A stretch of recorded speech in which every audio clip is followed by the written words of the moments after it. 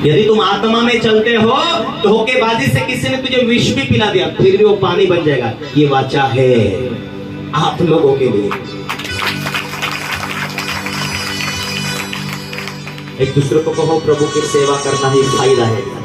प्रभु की आज्ञा पालन करने के लिए ही परमेश्वर ने चुना है। तेरे साथ वाचा है, तेरे साथ वायदा है। परमेश्वर तुझे आगे बढ़ने के लिए बुलाया है। सबको है आमीन। दुष्ट के चाल से यहोवा को घृणा आती है, परंतु जो धर्म का पीछा करता है उससे वो प्रेम रखता है। जो मार्गों को छोड़ देता उसकी बड़ी ताड़ना मिलती है, और जो डांट से पैर रखता वो अवश्य मर जाता है।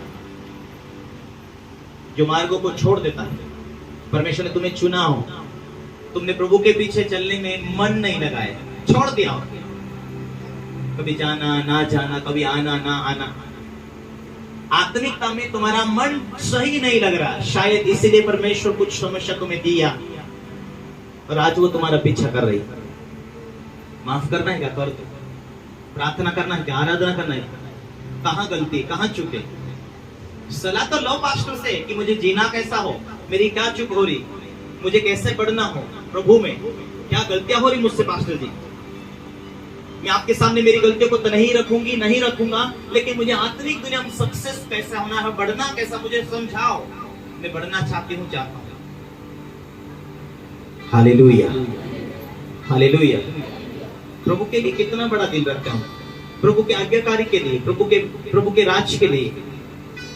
प्रभु ने अपने लिए एकलौते पुत्र को दिया। खुद यीशु मसीह हमारे गुनाहों को मिटाने के लिए क्रूस के ऊपर बलिदान हुआ। हालेलुया। मैं दे तो नहीं सकती हूँ लेकिन सेवा कर सकती हूँ। मैं दे तो नहीं सकता हूँ लेकिन मैं कुछ काम धाम मिले उसके माध्यम से उसकी सेवा कर सकता हूँ। ये तो विवेक होना चाहिए। क्यों प्रभु ने कहा?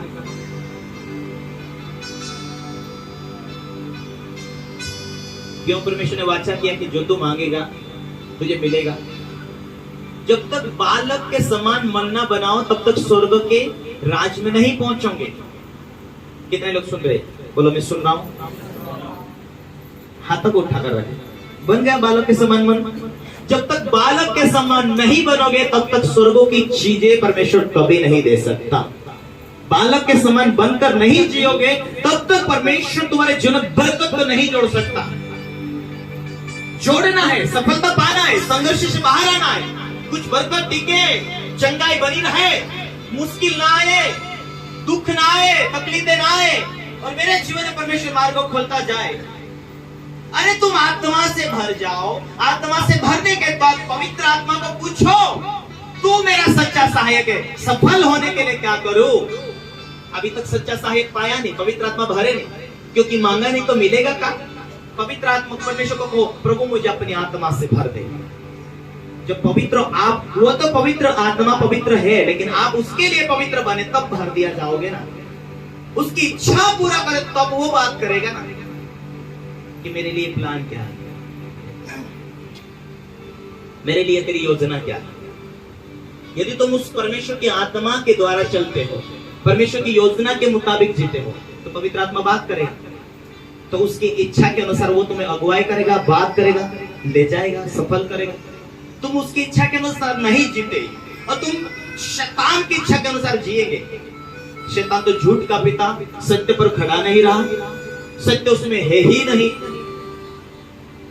झूठ का पिता शैतान।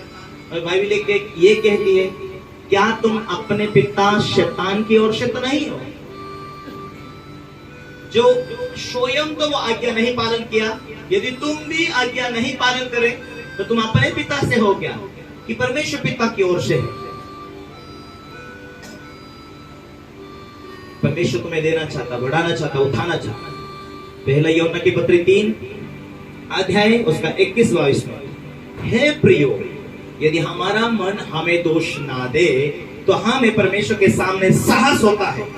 हमारा मन हमें दोष ना दे तो, हमने आज्ञा पालन किया हो तो हमारा मन दोष नहीं देगा। अरे तू तो अच्छा नहीं है, अरे तू तो कमजोर है, ऐसा अपना मन अपने को दोष नहीं देगा। तो जो कुछ हम मांगेंगे वो हमें उससे मिलेगा। किससे मिलेगा? यहोवा से, परमेश्वर से। जो कुछ मांगेंगे हमारा मन दोष ना देगा।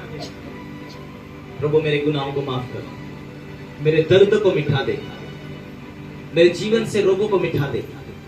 कई बार आपके गुनाहों को मिटा देता परमेश्वर, मिटाने के बाद आप पवित्रता में जीते।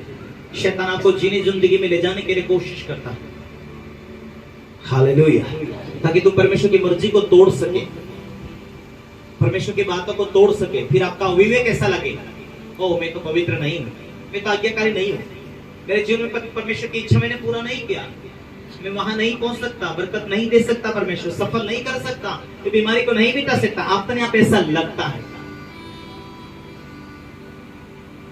हे प्रिय, यदि हमारा मन हमें दोष ना दे तो हमें परमेश्वर के सामने साहस होता है, हिया होता है, और जो कुछ हम मांगते परमेश्वर से मिलता है, क्योंकि हम उसकी आज्ञाओं को मानते हैं। वो उसे भाता है तब वो देता है, हालेलुया। कई लोगों को छुटकारा नहीं मिलता क्योंकि एक एक आज्ञा पालन करनी होती है, आज्ञा में चूक जाते हैं। आप प्रार्थना बंद कर देते, आज्ञा में चूक जाते हैं, प्रेशर के साथ में आप आगे बढ़ते बढ़ते बढ़ते पीछे हट जाते हैं। प्रार्थना बढ़ा दिया हो, आराधना बढ़ा दिया हो, आज्ञा पालन करना हो, छोटी छोटी छोटी बातों के ऊपर ध्यान देकर आपने आज्ञा पालन किया। आज्ञा जैसे पालन करनी हो उसे यदि आपने आज्ञा पालन कर दिया हो तो परमेश्वर का टाइम आता आपको बढ़ाने के लिए, वो बात करना शुरू होता है,